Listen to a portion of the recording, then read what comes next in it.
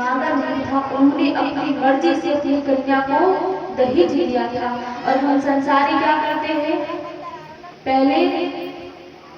पहले महाराज डील हो जाती है आपस में, दोनों परिवारों में क्या कहते हैं, हमें तो BMW कार चाहिए, सब कुछ फर्नीचर चाहिए और लड़की भी सुंदर और पढ़ी लिखी चाहिए। और जब पिता की सामर्थ्य नहीं होती तो महाराज विवाह कैंसिल।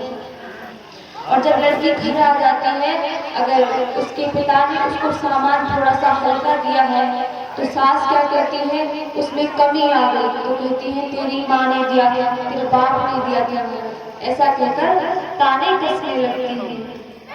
और थोड़ी सी अगर ठीक ठाक साड़ी ना मिले तो पड़ोसियों को बुला करके लाएंगी, अरे भाई देखो हमारी बहू के यहाँ से देखो ऐसे ऐसे सामान आया है, दिखाएंगे देखियो ये साड़ी इससे अच्छा तो हम बना देते हैं इसे। जिस पिता ने अपनी पुत्री दे दी हो महाराज, इससे बढ़कर वो और क्या दे सकता है। लेकिन लोगों को लगता है दहेज चाहिए, फर्नीचर चाहिए, BMW गाड़ी चाहिए और लड़की भी सुंदर पढ़ी लिखी जॉब लगी चाहिए। लेकिन लोगों ने यहाँ पर गलत मतलब निकाला है। कुछ लोग कहते हैं कि भगवान शिव जी वो भांग खाते हैं तो हम भी खाएंगे, भगवान नशे करते हैं तो हम भी करेंगे, भगवान ने तो विष भी पिया था आप भी पी लीजिए। क्या हम भगवान की बराबरी कर सकते हैं?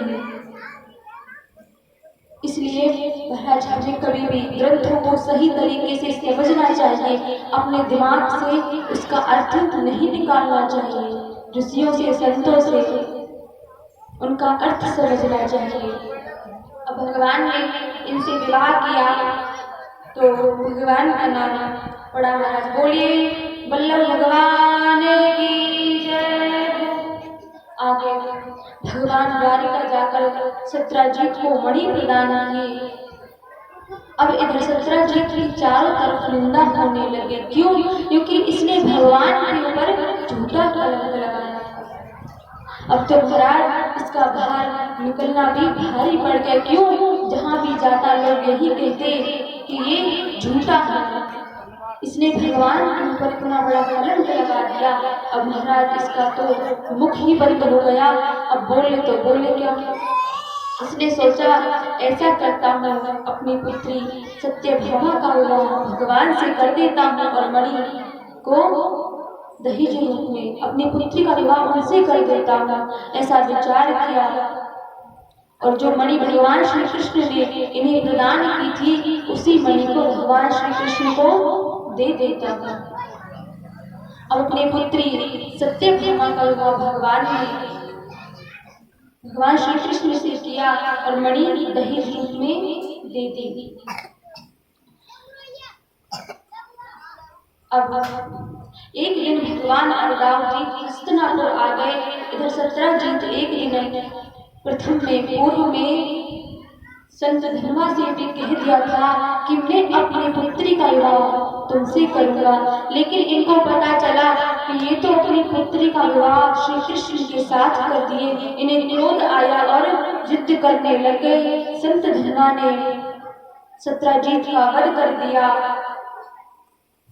और महाराज अब ऐसा हुआ तो महाराज उनके संत धनवा विक्रमा और अक्रूर जी के भड़काने से संत धनवा ने सत्यजीत को मार दिया और मणि को अक्रूर जी को दे दिया।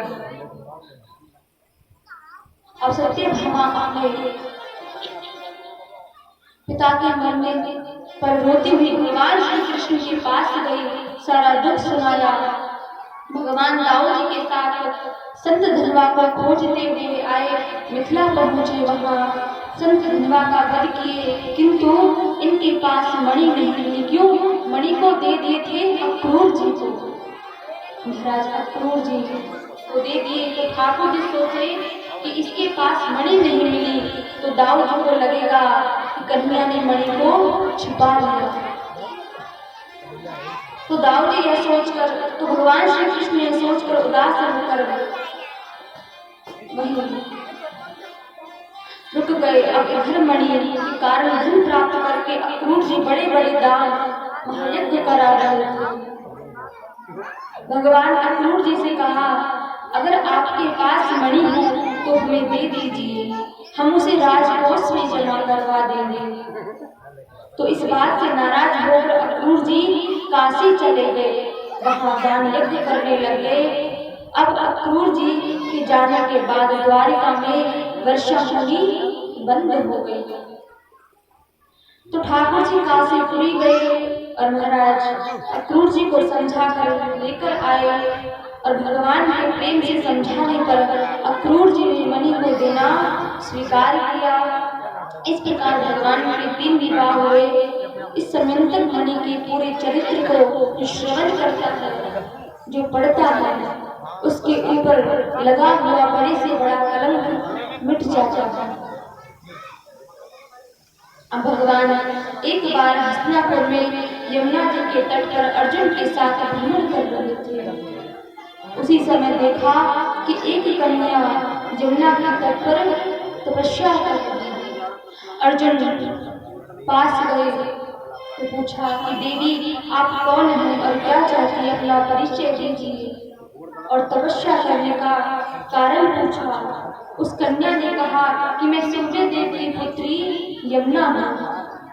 अब भगवान को विष्णु रूप से पति रूप में प्राप्त करने के लिए तपस्या कर रहे हैं। तो अर्जुन ने कहा कि हे देवी आपकी तपस्या पूर्ण हुई, भगवान श्री कृष्ण हमारे साथ ही हैं, आप चलिए और उनसे विवाह कर लीजिए। तब भगवान का विवाह यमुना महारानी से हुआ। बोलिए श्याम सुंदर यमुना महारानी की जय। अब भगवान के 4 विवाह संपन्न हुए। अब आगे अवंतीपुरी की एक राजकुमारी मित्र वृंदा थी।